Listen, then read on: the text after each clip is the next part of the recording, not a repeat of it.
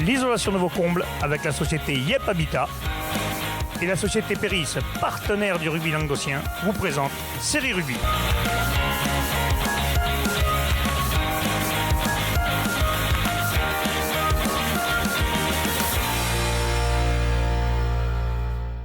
Bonjour mesdames, messieurs, bienvenue à Série Rugby, votre émission sur rugby amateur de la 4e série à la Fédérale 1. Avec mes chers chroniqueurs, salut Lolo. Salut Alain. Salut Bubu. Salut Alain. Et salut Wally. Salut Alain. En forme les gars? Ouais. Ça va. Et toi? Parfait, Bon ça anniversaire quand même. Ah, merci Georges, ouais. c'est bien, c'est bien. Bon anniversaire, très bon anniversaire. C'est bien, merci. Bon, 25 ans. On le vit bien, ouais, hors taxe. Avec une grosse TVA alors. Juste Alain, si vous le permettez, juste avant, je vais profiter qu'on soit en direct pour souhaiter un prompt rétablissement à une petite joueuse des cadettes de la CLAP, qui est le rassemblement de Fleury-Coursan et Vinassan, Camille Payas, qui va subir une opération prochainement et qui sera éloignée des terrains pour quelques mois. Donc Camille, on pense à toi, on te souhaite un prompt rétablissement et reviens-nous vite sur les terrains. Voilà. Ouais, c'est c'est un petit bien. clin d'œil. Voilà. Bien dit monsieur, c'est bien, vous avez dit ce qu'il fallait. On va parler messieurs de la Fédérale 3, la poule 11. Mesdames, messieurs, nous avons quelques petites minutes de retard, ne vous inquiétez pas, c'était un petit problème technique résolu par notre réalisateur. Allez, on commence les résultats.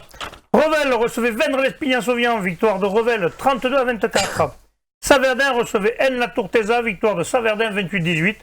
Le stade Pissénois recevait Thuir, victoire de Thuir 27-26, c'était le live, d'ailleurs vous pouvez le revoir mesdames, messieurs. Et Rivesaltes-Bompas recevait Jacou, victoire de Rivesaltes-Bompas 47-13. Servien-Mougeant, Palavas-les-Genêts, victoire de Servien-Mougeant 25-13. Et enfin, Quillan-Limoux-de Receuvait Salan-Côte-Radieuse, victoire de Salan-Côte-Radieuse 25-14. On commence par Revel, messieurs.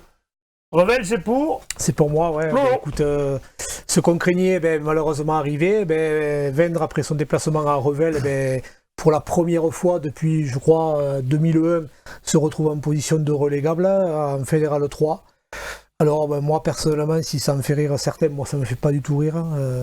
J'ai cru comprendre. Ça te les boyaux un peu. Ouais, ça me trouve parce que je dois tout à ce club, voilà, sans avoir été un grand joueur, c'est ce club qui m'a formé, c'est ce club qui m'a donné les plus beaux moments de ma vie de joueur, et le voir dans cette situation actuelle, et voir surtout que certains joueurs, en rentrant certes ils vont pas se pendre, ça reste que du sport, mais de voir que derrière on est capable de faire une soirée comme si on était champion de France. Moi, ça me fout hors de moi, quoi. Voilà, moi, je pense qu'il est grand temps de se foutre au boulot, de se refoutre au boulot. D'autant que le point positif dans tout ça, c'est que sur le match de dimanche, Vendre pouvait s'appuyer sur 11 joueurs de moins de 23 ans. Je ne vais pas tous les citer parce qu'ils se reconnaîtront et qui ont montré de belles valeurs s'il fallait le montrer. Il y aura une belle relève alors. La relève est assurée, mais encore faut-il qu'on soit capable de les encadrer correctement, et surtout, je pense, il est grand temps de changer de stratégie un petit peu, parce que la stratégie actuelle et celle qui était la nôtre dans les années 2000, elle est peut-être révolue, et on doit, en fait, je pense que maintenant, c'est malheureusement à nous, les entraîneurs et dirigeants, à nous adapter aux nouveaux joueurs qu'on a. C'est-à-dire qu'on n'a plus des joueurs comme... je m'excuse parce que je prends un peu de temps, parce que c'est quand même un club emblématique au niveau de la Fédérale. Wally, tu as joué comme moi. C'est un club emblématique du rugby français, parce que ça a tout connu quand même, ce club-là. C'est un club qui est connu dans la France entière, et qui a les années, rappelle-toi, les années 2006, les demi-finales, c'est une histoire, Fédérale 2, finale contre Valence d'Agen, Fédérale 2 toujours, des titres de champion de France, que ce soit en honneur, en Fédérale 3, voilà, chez les jeunes et tout. Voilà, on peut pas penser que ce club l'année prochaine va évoluer, malheureusement, et risque d'évoluer en honneur. On va souhaiter que non, qu'on y réveille. Moi, je lance vraiment un appel à l'ensemble des joueurs, qu'ils soient de l'équipe réserve, qu'ils soient de l'équipe 1, les jeunes et les moins jeunes. Moi, je peux plus le faire parce que j'ai choisi de partir ailleurs. Je peux plus rien faire pour eux. Mais par contre, eux, ils ont encore les clés, ils ont encore de quoi faire, de quoi relever la tête.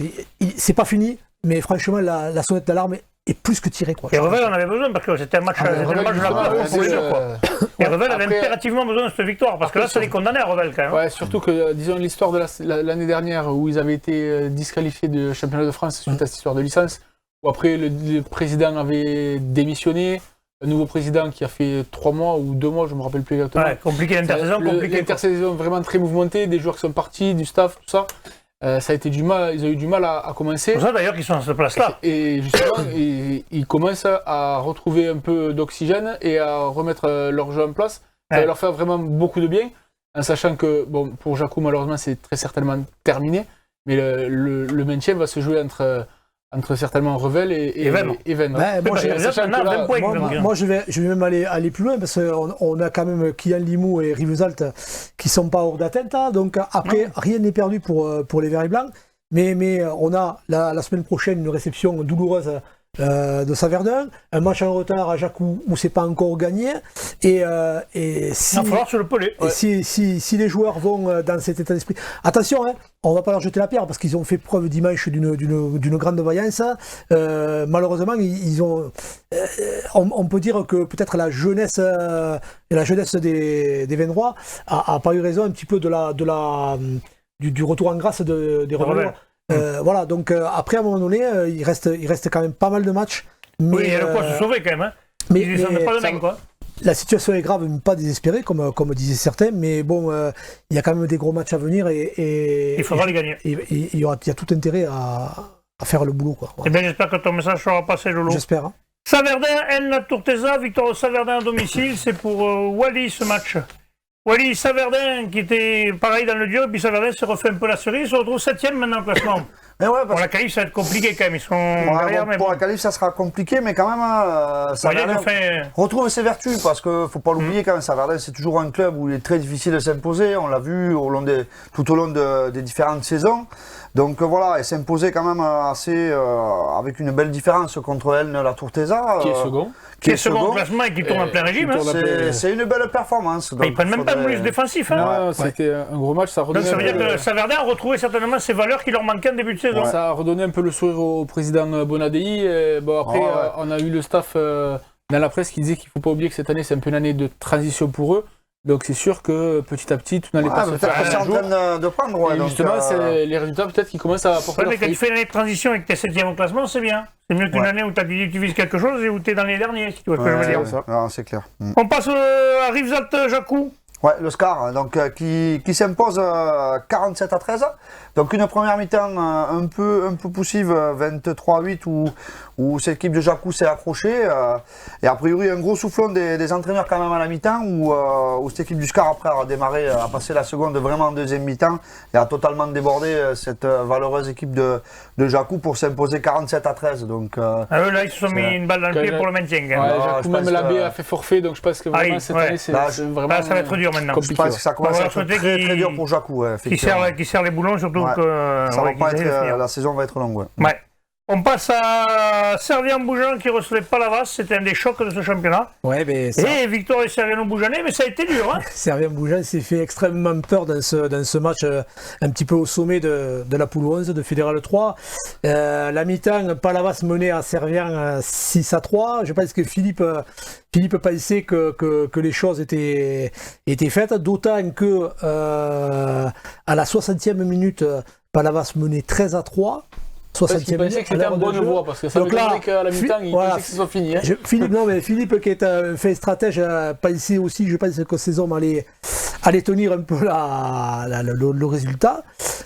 Sauf que c'était sans compter la Furia un petit peu servianaise, qui a été un peu aidée par cette petite partie de Chistoufle. L'orage de grêle, ça fait du bien ça. Qui a occasionné 2 cartons rouges de chaque côté, donc 4 cartons rouges. Ça ouvrait l'espace à 13. Ouais, et à ce jeu-là, en 10 minutes de feu de la part de Servien-Bougeant, 70e, 73e, 76e et 79e pour le bonus offensif suite à un essai de pénalité. Ouais, donc en 10 minutes, vraiment, le break a été fait. Quoi, voilà, ouais, donc, ce match, 25. Ils ont pris le bonus surtout sur un concurrent direct. Quoi. Sur un concurrent direct, maintenant.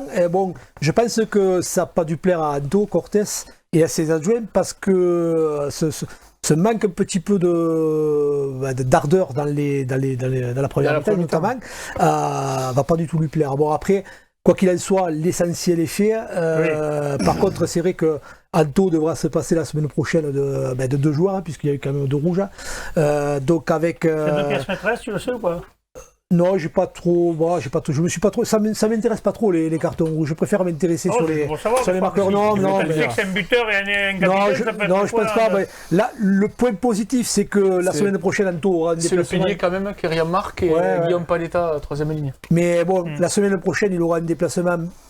Je pense pas trop compliqué à Jacou, sans faire offense au Jacou Nord. Ouais. Donc c'est vrai qu'il pourra peut-être se permettre de se passer de 2 joueurs. Quoi qu'il en soit, l'essentiel est fait. Servia a quand même commence à faire un peu le break sur Elna, 9 points d'avance. C'est bon, hein. Franchement, c'est bon cette équipe. Franchement, 9 points d'avance sur un second. En Fédéral 3, c'est bien. Ça commence à sentir bon. Ça commence à sentir pas mal, ouais. Bon, la qualif, elle est assurée. Oui, la qualif est acquise. Par contre, je pense... points d'avance sur le 4e, oui, je pense quand même que Servia Moujam vise quand même une montée non, déjà d'une part, une qualif dans les meilleures positions pour pouvoir recevoir en position de force. Et après, bon, l'appétit viendra manger. Je pense, on en discutera avec Anto. Ça fait très longtemps que l'appétit vient mangeable, mais bon, c'est vrai que c'est non, mais bon, on peut pas. Bon, non, mais après, bon, c'est quand même, il y a quand même un gros travail de com qui est fait au niveau de Servia Moujam. Donc après, je pense que les ambitions vont maintenant être clairement affichées. C'est vrai que les jeunes ils vont avoir envie quand tu gagnes des matchs. L'abbé continue à caractérer aussi en tête, donc voilà. Tous les voyants sont ouverts. Ouais, tous les voyants sont ouverts. Cette expression me plaît, moi, les voyants sont ouverts. Non, mais les voyants sont ouverts, c'est une expression qui va bien au sport. C'est mieux que les voyants sont au rouge quand on voit l'avalanche de rouge qu'il y a eu ce week-end.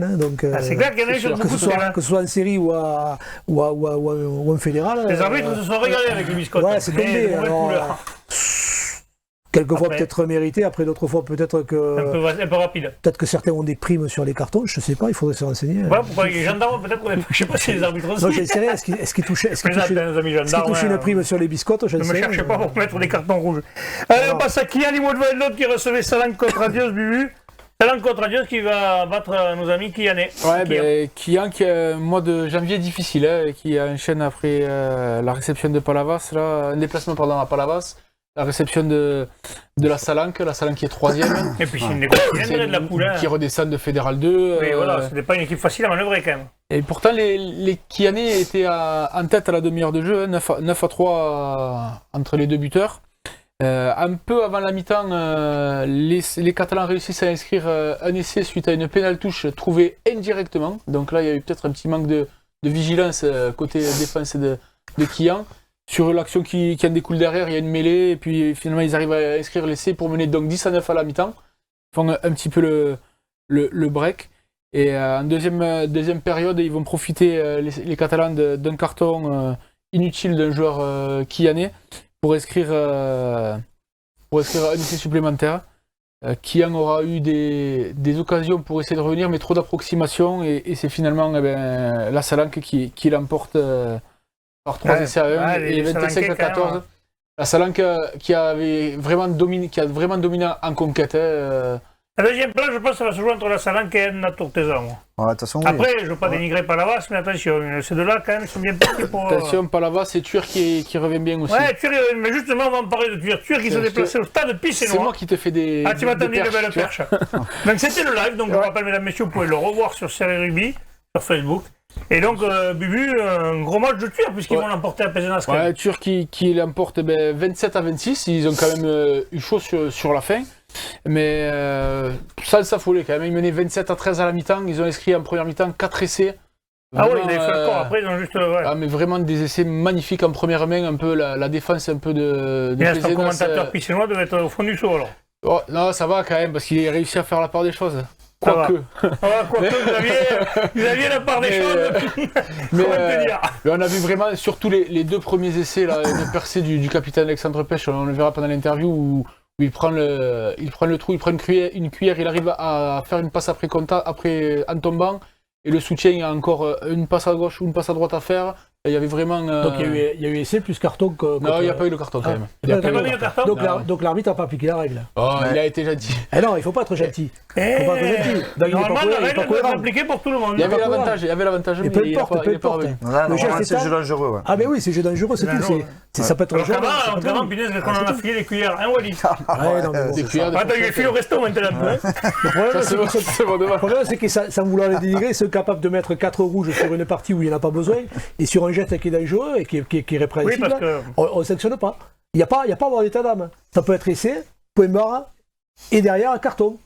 Et on repart Bon, à la double peine. nationalité. Il n'a pas fait. Bon, après, ils ont C'est inscrit un deuxième essai, je te coupe, Laurent. Ouais, Sur un lancement de jeu sur une mêlée, pareil, avec une combinaison le départ de la mêlée, alors qu'ils étaient en souffrance en mêlée, en conquête. Mais franchement, un essai avec Ambar qui vient s'intercaler dans la ligne des trois quarts, ça saute. Enfin, franchement, des essais un peu comme à l'entraînement. Après la mi-temps, quand même, le duo Bataille-Récuc a dû pousser un peu une petite ça rigolante. rigole un peu, oui, c'est sûr. Les Pissénois sont revenus avec d'autres intentions, notamment l'apport de leur banc a fait beaucoup de bien, a ramené un peu de grinta. Ils ont grignoté, mais on sentait quand même que les Turinois ne se sont pas affolés. Et ils l'ont emporté quand même 27, ils ont réussi à l'emporter 27-26. Et justement, nous avons la réaction donc, au micro de Xavier Moutou, du Tout à capitaine, de l'entraîneur, ils sont 3. Ouais, il y a le petit jeune Alexis Pellissier c'était son premier match en première. Eh ben allez, on les voit tout de suite au micro de Xavier Moutou. Allez, on est au stade municipal de Pézenas, où l'US turinoise vient de l'emporter sur le score de 27-26 contre le stade pissénois. Après une première mi-temps où l'US turinoise a mis 4 essais de belle facture, le stade pissénois est revenu en deuxième mi-temps et aurait pu même l'emporter sur le fil. Un peu laborieux, Henri, cette fin de match. Je sais que vous avez des objectifs, vous comptiez sur cette victoire cet après-midi. Vous allez peut-être chercher le bonus offensif à un moment donné. Ton ressenti sur ce match? Je pense qu'on a mis les choses un peu à l'envers. C'est vrai qu'on s'est bien envoyé en première mi-temps quand on a eu le ballon et on a été beaucoup moins efficace quand on ne l'a pas eu. Ce qui fait notre force depuis des années à Thuir, c'est ce cœur énorme, ce vaillant, cette organisation défensive. On n'a pas su le faire, beaucoup pénalisé sur des plaquages hauts qui étaient, donc beaucoup moins défensivement. Donc on n'a pas pu mettre notre jeu en place. C'est vrai qu'on l'a fait sur quelques ballons en deuxième mi-temps, mais pas suffisamment pour tuer le match. C'est ce qui nous a manqué. Ouais, Alex, la première mi-temps, vous mettez 4 beaux essais sur les extérieurs. Vous étiez dit, on va aller prendre sur le large cet après-midi? Non, on sait qu'on a des pattes derrière, on sait que les gros jouent bien les coups aussi, ils en ont aussi. Et on marque, je crois, 2 essais sur en première main. Et je crois que derrière, on s'emballe un peu, on croit un peu que ça va être facile. Et on a oublié les fondamentaux, comme on a dit à la mi-temps, il fallait mettre un peu plus l'approche, tout simplement. Vous, Henri, vous prenez Rivesaltes la semaine prochaine. Ouais, là, vous avez un match en retard. Potentiellement, vous pourriez être deuxième. Vous fixez quoi comme objectif? Très franchement, il faut qu'on finisse premier de cette poule. Donc c'est simple, on sait qu'on a des challenges à faire, pas la vase, il faut qu'on aille gagner à Servien. Peut-être certains diront qu'on est gonflé de l'annoncer comme ça, mais je crois qu'on a l'équipe pour faire des trucs, pour jouer, parce que franchement, alors il y a des équipes coach, je dis ça franchement, dans le rugby c'est parfois une qualité, mais nous c'est vrai qu'on est assez joueurs, on va essayer en jouant d'aller faire des coups à l'extérieur et chez les gros. Donc on est obligé pour se rapprocher de la tête de faire des coups chez les gros, on va essayer de le faire. Ouais, c'est votre 4e victoire à l'extérieur. Vous avez fait aussi un match à Vendres, ça? Oui. Ouais, tout à fait. Et Alexis, alors toi c'était ta première cet après-midi là, en première, alors ton ressenti là, comment c'est passé? Ça a été dur, ça a été même très dur. Et voilà, on a gagné, c'est essentiel. Ouais, écoute, on te souhaite une longue carrière en première à Thuir et on vous souhaite une belle saison et je pense qu'on se retrouvera sur les antennes de série rugby. Merci. Bon les gars, quand même, c'est gonflé. L'entraîneur qui annonce qu'il va aller gagner à Servien-Bougeant et qu'il va finir premier de poule. Mais remarque, c'est bien de se fixer les objectifs. non, Parce mais que tu vas jouer 3 matchs pour essayer de faire quelque chose, c'est moyen. Là, au moins, tu dis. Mais le mec, il a le père de couilles, il l'assume. Ça, c'est bon, ça toi, t'aimes les mecs comme ça. Ah, mais moi, j'adore. Le mec, il a dit, l'entraîneur, il va terminer premier de poule. Ouais, c'est bien. Marc et Thuir, c'est une équipe qui finit chaque année en tournoi, quand même. Exactement. Et moi, je pense que. Ils ont un match en retard. Voilà. Combien un match? Un match en retard, même sans le bonus. À la maison contre Palavas. Ça fait 43. Si tu prends le bonus 44, tu reviens là, au niveau de L. Là, et derrière, il est impossible. Maintenant, aller chercher Servien, ça va être compliqué. Oui, aller gagner à Servien. Moi, je dis que. Oui, ça va être compliqué, mais ça va pas être impossible parce qu'on a vu quand même que dimanche contre Palavas, Servien a eu chaud. Donc, contre une équipe. Là, certainement que Anthony Cortez va certainement les motiver pour que la prochaine fois, ça se reproduise pas. Quand même. Je pense bien, mais bon, après, c'est gonflé de la part de l'entraîneur, mais en même temps aussi. Tu te contentes tout le temps de la langue de bois, et au bout d'un moment, ça me gonfle. Moi, ça fait plaisir d'entendre des entraîneurs qui font pas la langue de bois. Exactement. Parce que les mecs, on prend match après match, franchement, je trouve ça. Complètement, les gars, j'ai rien contre vous. Mais match après match, ça va, on a compris. Bien sûr que tu joues match après match. Mais le but, il y a un peu d'ambition qui dit nous, on veut finir premier. C'est bien que tu entends ça, quoi. Exactement, moi je respecte des valeurs comme ça. Non, moi je respecte Bien ça. sûr que tu joues pas à chaque match. Il ne manque pas de respect, il manque pas de respect à certains gens. Mais c'est pas manquer de respect de dire que tu veux finir premier. L'entraîneur connaît ses joueurs, il connaît ses forces, ses faiblesses. Et à un moment donné, c'est ça, connaître son groupe. Et puis, le gars, il a des ambitions et il les affiche, et c'est tout. Il en a marre de dire ouais, ben, je vais jouer le maintien. Tu vas jouer le maintien, quand t'es deuxième, tu vas continuer à dire je vais jouer le maintien. Ouais. Et le maintien, Colo, tu l'as déjà, le maintien. Donc, tu vas pas le chercher. Le ça, c'est le rugby qu'on aime. Non, ça, c'est Lolo. Il est énervé. Alors, il faut appeler le chat. Exactement. Moi, j'adore l'équipe de Tuir parce qu'il a des couilles, c'est tout. Voilà. Mais c'est bien que c'est comme ça. Messieurs, on va parler des matchs à venir de ce week-end. Vendre, Sauvian-l'Espignan recevra Saverdin, donc match important, surtout pas le perdre. Tuir recevra Rizalte Bonpass. Jacou recevra Servien-Bougeant. Palavas, Légionnaire recevra Kian Limoux et Vallée de l'Aude. Salancote Radieuse Revel. Elna Tourtesa, Stade Pissénois. Sans vouloir faire d'injure à personne, j'ai bien peur qu'à. C'est que des matchs un peu. Tous les matchs à domicile soient compliqués pour ceux qui vont à l'extérieur. Sauf peut-être Servien-Bougeant qui va à Jacou. Et attention, dans une Vendroy. Pas faire un faux pas à domicile. Voilà, c'est des matchs. Ça condamnerait celui-là. C'est le haut contre le bas là. Ouais, c'est un faux pas qu'il faut pas s'accorder. En plus, les gros reçoivent. Ouais, après. Palavas reçoit, Salanque reçoit, Elna reçoit. Voilà, reçoit. Dans le même temps, l'avantage c'est que Revel va à Salanque, Jacou reçoit Servien, Rivesaltes va à Tuir. Donc, bon, j'espère pas, il ne faut pas devenir à domicile, mais voilà. Disons que gagner, ça ferait bon coup. Ah, ce serait bien. Surtout qu'ils en parce que parlent. Revel à Salanque contre Radios, ça m'étonnerait quand même que Revel aille faire un coup à Salanque contre Radios. Je ne pense pas, sauf cataclysme, je pense. Écoute, tout est possible dans le rugby. Ils ont d'autres ambitions quand même. Oui, Salanque qui compte remonter. Oui, voilà, donc je pense que c'est clair. Bon, allez, messieurs, on va passer tout de suite à la Fédérale 2 et la poule 4. On va commencer par les matchs qui se sont joués. Les résultats. La Seine-sur-Mer se déplace à la Valette, victoire de la Seine 38-17. Le 4 recevait l'Aviron Grissanet, victoire de l'Aviron Grissanet 23-21. Berre recevait l'Ouest Catalane, victoire de Berre 46-17. Agde recevait Saint-Raphaël-Fréjus, victoire de Agde 40-12. Tricastin recevait Millau, victoire de Millau 19-15. Et Prat-Conflans-Canigou recevait Grasse, victoire de Prat-Conflans-Canigou 18-16. Excusez-moi, on commence par le 4. Ouais. Wally, le 4 se fait surprendre par l'Aviron. Ouais, le 4 qui recevait Gruissant, donc dans le derby de la Côte, Côte d'Oise. Donc, qui malheureusement s'incline d'une courte tête, 23-21. Donc dans un match très, très accroché de la part des deux équipes, donc ça a été c'était un beau match. Il y avait 9-6 à la mi-temps pour l'équipe de Gruissant, où une équipe de Le4 en première mi-temps malheureusement a perdu son buteur Delpech au bout d'un quart d'heure suite à une contracture. Ça a un peu désorganisé l'équipe, mais quand même ils ont réussi à contrer devant cette équipe de Gruissant, on le sait, devant. C'est leur point fort. Dès qu'ils commencent à mettre la main sur le ballon, à enchaîner les cocottes, c'est compliqué. Donc ils ont réussi quand même à les contrer en première mi-temps, mais après en deuxième mi-temps quand même à l'expérience. Petit à petit, cette équipe de Gruissant a pris le pas sur le match. Donc pour mener 16-6 assez rapidement. Le 4 s'est pas endormi, donc est revenu au score. Et finalement, Gruissant remarque un essai pour mener 23-16.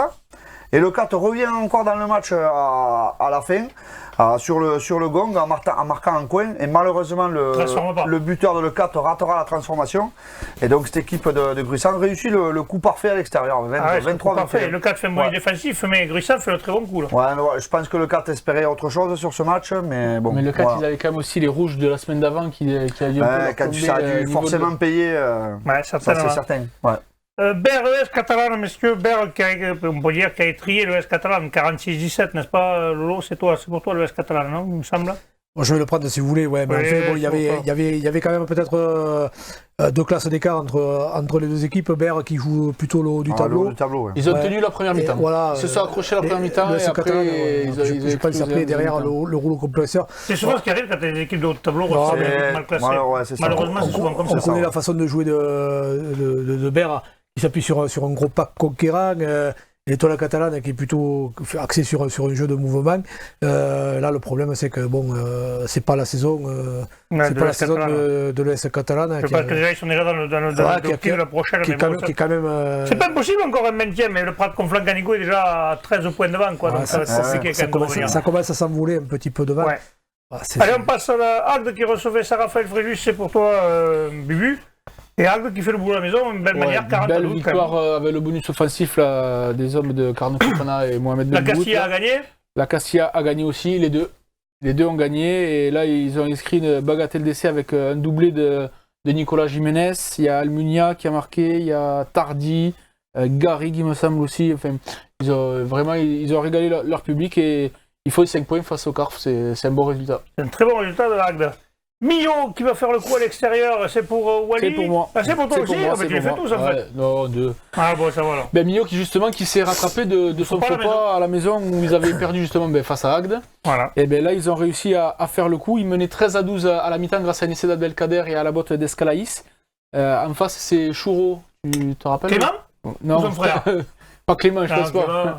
Et qui a meublé le score. Et ben, les Miavois ont réussi à l'emporter 19 à 15. Récupèrent leur faux pas et se donnent encore un peu d'espoir pour accrocher une qualif. Hein. Ils sont pas loin. Il faut l'emporter. Oui, tu me diras, il n'y a pas beaucoup d'écart entre le 9e et le 6e. Hein. Il n'y a que 4 points, donc c'est jouable encore. Disons que là, déjà, il lave donc cette. Et c'est un extra à ce moment-là, même Prat Conflans Canigou pourrait venir s'amuser et faire une remontée. Hein. Ouais. Là, c'est leur première victoire à l'extérieur et la semaine dernière, c'était leur première défaite à la maison. Donc, c'est nouvelle année. Il alterne le très chaud et le très froid, c'est ça? Faut faire attention. Bon, on va continuer. Bon, on va passer à Prades, c'est pour toi, Wally. Ouais, Prades. Et Prades, il fait tomber grâce à domicile quand même. Ouais, la grosse performance. Prades, ils ont fait tomber tous les gros. De toute façon, sauf chez eux, de toute façon, tu sais. Sauf Bruxelles. Je sais que c'est compliqué d'aller gagner à Prades. Quand t'as joué pour Wally, Wally, tu le sais pas. Oui, à Prades, là-bas, au pied des montagnes, là, c'est compliqué. T'as dit encore aussi là-bas des compliqués, les matchs? C'est compliqué, ouais, c'est clair. Non, mais donc cette équipe de Prades qui s'impose 18-16 face à une grosse équipe de Grasse, grosse performance, ils le doivent au pied surtout de Sanchez, auteur d'un 6 sur 7 au pied, donc qui a bonifié toutes les bonnes actions de son équipe. Donc voilà, une équipe de Prades qui fait une grosse performance, ouais, c'est clair. Ouais. Allez messieurs, on va parler des matchs à venir de ce week-end. L'ES Catalan recevra La Valette, ça se jouera samedi à 18h. Saint-Raphaël-Fréjus, Tricastin, dimanche à 15h. Le live, messieurs, ça sera Millau-le 4. Là, il y a un beau match. Millau-le 4. Ça sera sur l'antenne de Série-Ruby. Premier live en Aveyron. Premier live en Aveyron. Vous allez bien vous en mettre plein la panche encore. Aviron-Grussané qui recevra Prades Conflans Canigou. Grasse recevra Berre. Là, il y a un beau choc de l'autre tableau. Grasse-Berre. Et la Seine-Agde, là il y a quand même deux bons morceaux. Là, il y a deux gros matchs. Sur le dernier match, je pense qu'il va y avoir quand même. Il y a une équipe qui est bien placée dans le truc, là c'est l'Aviron Grussané qui reçoit Prades.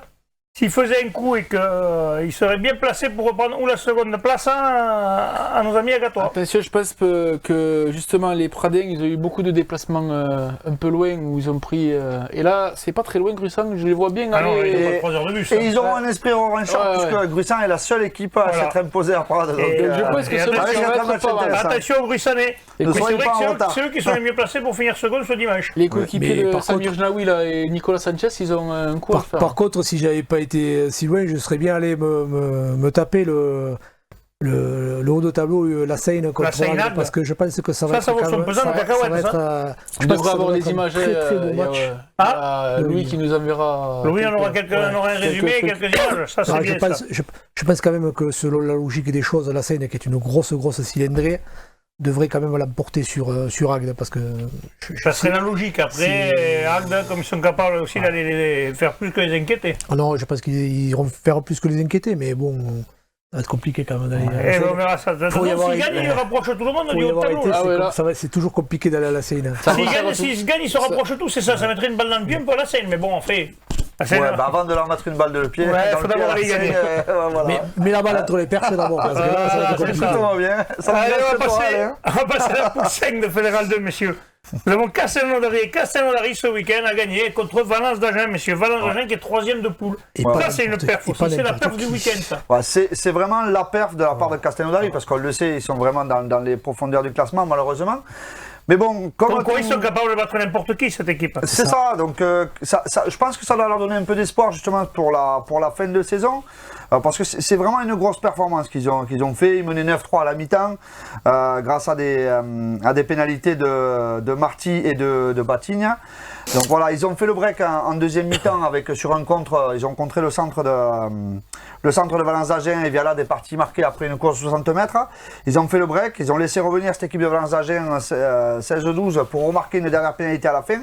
C'est vraiment une belle performance. Et je pense que maintenant, ça va leur donner des ambitions pour essayer de se sauver quand même. C'est-à-dire qu'ils sont capables d'accrocher un seconde poule, parce qu'avant ce match-là, je pense même que Valence était seconde poule, messieurs. Oui, Valence, c'est vraiment une grosse erreur. Parce que Castelnaudary, Castel-Sarrazin était derrière eux. Ouais. Donc ce qui veut dire que cette équipe, ils sont capables de battre n'importe qui. Ah, mais si tu es capable de battre Valence d'Alger, Castelnaudary, ça a toujours les Choriens, ça a toujours été très compliqué de les battre. Hein. Ça a toujours été très compliqué. Et puis on se rappelle aussi la saison dernière qu'ils sont allés chercher le maintien sur les dernières journées. Et quand c'était dur. Quand c'était dur et contre des grosses équipes. Ouais. Donc j'espère pour eux qu'ils vont renouveler la fin de saison. Même à la limite, ils peuvent faire un sacré arbitre pour les équipes de haut tableau. Par contre, ça va être compliqué. C'est ça. Et le week-end prochain, donc, le match est déjà joué. C'est les Rats de Castelnaudary, c'est ça, Bibi? Parce que je vois qu'il y a un score à côté, c'est déjà joué? C'est le match, c'est le match avancé? Non, c'est le match retour. En fait, au match aller, ils avaient perdu 31-23. Voilà, je n'avais pas compris ce que tu mettais sur ma tablette. Excusez-moi, mesdames, messieurs. Je ne suis pas un spécialiste de l'informatique. Donc Castelnaudary se déplacera à l'Irak. Donc là, on espère que nos amis choriens feront un petit coup. On le souhaite, ouais. Messieurs, on va passer à la Fédérale 1, la poule 2. Les résultats de ce week-end, Bourgoin-Jallieu recevait l'Avenir Castanin, victoire de Bourgoin-Jallieu, 43-17. Le Stade niçois recevait hier Carqueran-Lacroix, victoire du Stade niçois, 27-21. Bourg-en-Bresse recevait Narbonne, victoire de Bourg-en-Bresse, 23-10. Bédaric-Châteauneuf-du-Pape recevait Aubenas, victoire d'Aubenas, 21-17. Nîmes recevait Mazamet, victoire de Mazamet, 16-15. Et Serré recevait Château-Renard, victoire de Serré, 28-7. Il y a un match qui m'interpelle quand même, c'est Mazamet qui va gagner à Nîmes. C'est un peu étonnant. C'est étonnant. Non, c'est pour toi. Non, c'est pareil. Non, c'est pareil. Pour le prendre, mais c'est. T'avais dit Nîmes, c'est pas grave. J'étais sur Serré. Non, mais nous, il choisit ses matchs, Bubu, comme c'est le Non, pas du tout. Non, mais moi, j'aime bien. Il y a l'interaction entre tous les trois et tu peux participer aussi si tu veux, il n'y a pas de problème. Il sait pas dire, c'est ça le problème. Merci, Bubu. C'est mon anniversaire. C'est qu'à moitié étonnant parce que. Bon, par contre, que Mazamet soit allé gagner à Nîmes, c'est quand même une demi-surprise, hein, mais c'est une surprise quand même, parce que les Gardois, chez eux, sont quand même compliqués à manœuvrer. Ouais. Et surtout qu'ils ont été embêtés pas mal d'équipes à l'extérieur, quand même. Ouais, c'est une équipe qui joue, oui, quand même. Enfin, il y a eu du rififi parce qu'ils ont viré leur entraîneur, il me semble. Ouah. Il y a eu du changement à Nîmes, ouais. À Nîmes. Il me semble qu'ils ont viré l'entraîneur ou le directeur sportif. Je suis pas au fait. Suite au match ou Non, je pense que c'était. C'est dans l'encadrement, c'est pas sur le terrain, c'est plus dans l'encadrement. Mais c'est le directeur sportif, il me semble. D'autant que la performance de Mazamet est d'autant plus belle que. Ouais, d'autant plus belle que Mazamet a joué à 14h. Au bout de l'heure de jeu, quoi, qui prend Tonga qui prend un carton rouge à Mazamet. Donc, mais sinon, il y en avait des cartons rouges. Ben, je vous dis, je pense qu'il doit y avoir. Il y a un pari peut-être, non? Non, il n'y a pas de pari, moi ça me fait pas rigoler ça. Ça me fait pas rigoler. Si ça les fait rire. Ça allait pas te faire rire. Non, mais si ça les fait rire, les arbitres, moi ça me fait pas rire. Mais les Mazamétains, ils avaient fait une grosse première mi-temps, ils menaient 16-3. Et les Nîmois qui ont fini en boulet de canon avec 2 essais à la 79e et à la 80e minute. Et malheureusement, c'est le dernier essai qui ne sera pas transformé. Et ils viennent mourir à un petit point. Maintenant, enfin, bon, Mazamet se donne encore mais de toute façon, avec les valeurs que véhicule leur entraîneur Philippe Guichard, c'est une équipe qui ne peut pas abdiquer, quoi. Philippe Guichard entraînait Castelnaudary, il me semble, avant, non, monsieur? Oui. Ouais, c'est quelqu'un qui avait l'habitude justement d'avoir. Non, mais au-delà de chercher les valeurs. Au-delà de tout ça, c'est toujours un gars, pour le connaître, Philippe, c'est un gars qui a toujours joué dans des petits grands clubs. C'est-à-dire, il a quand même été capitaine de Pau, il a joué à Carca, et donc c'est quelqu'un qui est un guerrier, quoi. C'est un type qui fait. Quand tu le connais, c'est un mec qui te fait peur, quoi. Tu le rencontres à minuit dans les rues de Carca, ben tu changeais de trottoir. Mais je veux dire par là que c'est un mec voilà, qui véhicule des valeurs, et voilà, il s'appuie sur des. Voilà, bon, après, ça n'empêchera pas que. Mais bon, ça n'empêchera peut-être pas Mazamet de redescendre en Fédéral 2. Mais on va dire qu'ils ont le droit de rêver d'espérer le maintien. Mais voilà, parce que quand tu vas gagner à Nîmes, même si Nîmes n'était pas au mieux de sa forme, c'est une très très bonne performance. On avait dit qu'ils allaient faire la bagarre avec eux et Serré pour le maintien. Et Serré, justement, qui a battu Château-Renard 28-7 buts. Ouais, ben Serré qui l'a emporté. Il fallait, hein. Alors ça a mis un peu de temps à se décider, mais ils ont été amenés par leur ouverture Duré, là, qui a inscrit un essai, un doublé même. Et beaucoup de points au pied de transformation et 3 pénalités. Ils menaient 10-7 à la pause. Ils se sont fait beaucoup bouger dans les vestiaires. Et ils ont répondu plutôt en envoyant du jeu, parce qu'ils étaient bien contrés devant par les joueurs de Château-Renard. Et ils ont trouvé la solution sur les extérieurs avec un essai de Duré à la 78e et un dernier pour clôturer de Pujol dans les arrêts de jeu. Et ça donne un peu plus d'ampleur au score, 28-7, ils ont fait le job. C'est bien. On finit par Narbonne, Wally Narbonne qui s'est déplacé à Bourg-en-Bresse. Ouais, de toute façon, Bourg-en-Bresse, on le sait, déplacement difficile, leader de poule incontesté, je pense. Donc, Narbonne, malheureusement, aura tenu qu'une mi-temps, une première mi-temps de bonne facture. Donc, ils étaient menés que 13-10, ils étaient quand même dans les clous pour obtenir quand même un bonus défensif et ramener quelque chose de Bourg-en-Bresse, ce qui aurait été bien. Mais quand même, après, non, cette équipe de Bourg-en-Bresse a repris le dessus et a clairement fait valoir son statut dans cette poule, quoi, c'est clair. C'est une équipe qui visera la montée, c'est sûr.